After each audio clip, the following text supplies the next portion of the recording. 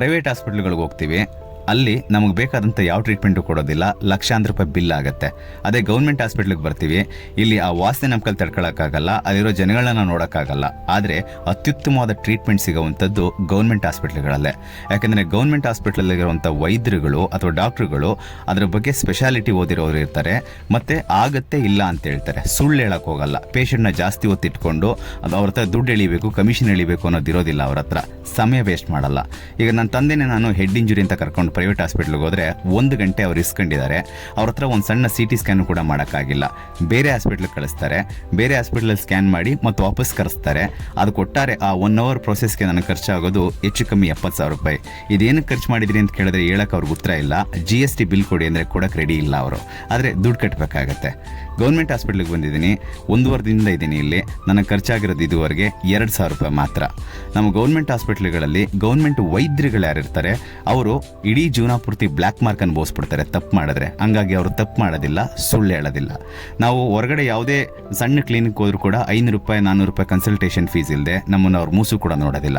ಅದೇ ನಮ್ಮ ಹತ್ರದಲ್ಲಿರೋ ಸರ್ಕಾರಿ PHC ಅಥವಾ ಆರೋಗ್ಯ ಕೇಂದ್ರಕ್ಕೆ ಅಥವಾ ನಮ್ಮ ಕ್ಲಿನಿಕ್ಗೆ ಹೋದರೆ ನಮಗೆ ಅವ್ರು ಫ್ರೀಯಾಗಿ ನೋಡಬೇಕು.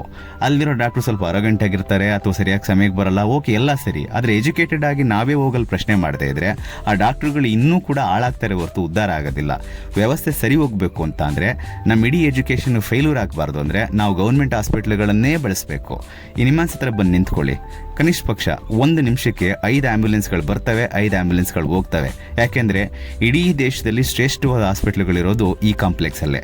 ಒಂದು ಕಡೆ ಕಿದ್ವಾಯಿ ಕ್ಯಾನ್ಸರ್ ಹಾಸ್ಪಿಟ್ಲು, ಇನ್ನೊಂದು ಕಡೆ ಸಂಜಯ್ ಗಾಂಧಿ ಟ್ರೋಮಾ ಸೆಂಟ್ರು, ಪಕ್ಕದಲ್ಲಿ ರಾಜೀವ್ ಗಾಂಧಿ ಎದೆ ರೋಗಗಳ ಸಮಸ್ಯೆದು, ಮತ್ತು ಅತ್ಯುತ್ತಮವಾದ ICU ಕೋವಿಡ್ ವಾರ್ಡ್ಗಳು, ಜೊತೆಗೆ ಇಂದಿರಾ ಗಾಂಧಿ ನಿಯೋನೆಟಲ್ ಹಾಸ್ಪಿಟಲ್ ಅಂದರೆ ಎಳೆ ಮಕ್ಕಳಿಗೆ ಏನೇ ಸಮಸ್ಯೆ ಇದ್ರು ನೋಡೋವಂಥದ್ದು, ಮತ್ತು ನಿಮ್ಯಾನ್ಸು. ಈ ನಿಮ್ಯಾನ್ಸ್ ಒಳಗಡೆ ಭಾಳ ಇದೆ, psychiatry, head injury, de addiction centre, ಈ ಥರ ಕನಿಷ್ಠ ಪಕ್ಷ ಒಂದು 8-10 ಬೇರೆ ಬೇರೆ ಡಿಸಿಪ್ಲಿನ್ಗಳು ಕೂಡ ಇದೆ. ಇವೆಲ್ಲವೂ ಕೂಡ ನಮಗೆ ಆಯುಷ್ಮಾನ್ ಭಾರತ್ ಕಾರ್ಡು ಅಥವಾ ಯಾವುದಾದ್ರು ಬೇರೆ ಥರದ ಕರ್ನಾಟಕ ಆರೋಗ್ಯ ಕಾರ್ಡು BPL ಕಾರ್ಡ್ಗಳಿದ್ರೆ ನಮ್ಗೆ 2,000 ರೂಪಾಯಿ 5,000 ರೂಪಾಯಿನೆಲ್ಲ ಆಗ್ತವೆ. ಒಟ್ಟಾರೆ ನಿಮಗೆ ಒಂದು 15 ದಿನದಲ್ಲಿ ಇದ್ರೂ ಕೂಡ ನಿಮ್ಗೆ 10,000 ರೂಪಾಯಿ ಖರ್ಚಾಗಲ್ಲ.